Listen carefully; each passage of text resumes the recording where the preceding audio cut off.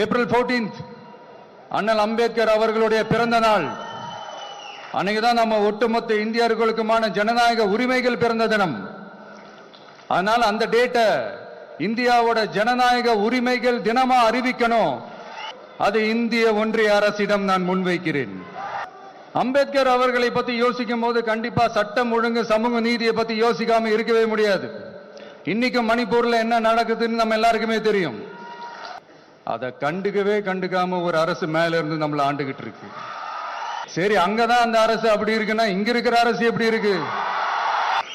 இங்க நம்ம தமிழ்நாட்டில் வேங்கை வயல்னு ஒரு ஊர்ல என்ன நடந்துச்சுன்னு நம்ம எல்லாருக்குமே தெரியும். சமூக நீதி பேசுற இங்க இருக்கிற அரசு அதுக்கு எந்த விதமான ஒரு நடவடிக்கை எடுத்த மாதிரியே எனக்கு தெரியலையே.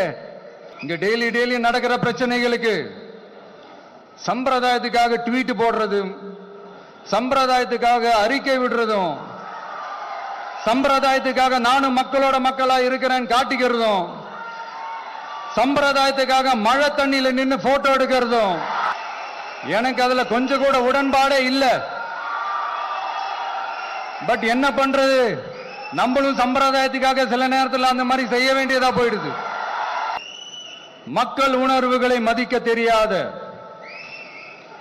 மக்களுக்கு அடிப்படை சமூக நீதியான பாதுகாப்பை கூட உறுதி செய்ய இயலாத, கூட்டணி கணக்குகளை மட்டுமே நம்பி இருமாப்புடன் 200 வெல்வோம் என்று எகத்தால முழக்கமிடும் மக்கள் விரோத ஆட்சியாளர்களுக்கு என் மக்களோடு இணைந்து நான் விடுக்கும் எச்சரிக்கை, நீங்க உங்களோட சுயநலனுக்காக பல வழிகளில் பாதுகாத்து வரும் உங்கள் கூட்டணி கணக்குகள் அனைத்தும் 2026 மக்களே மைனஸ் ஆக்கி விடுவார்கள்.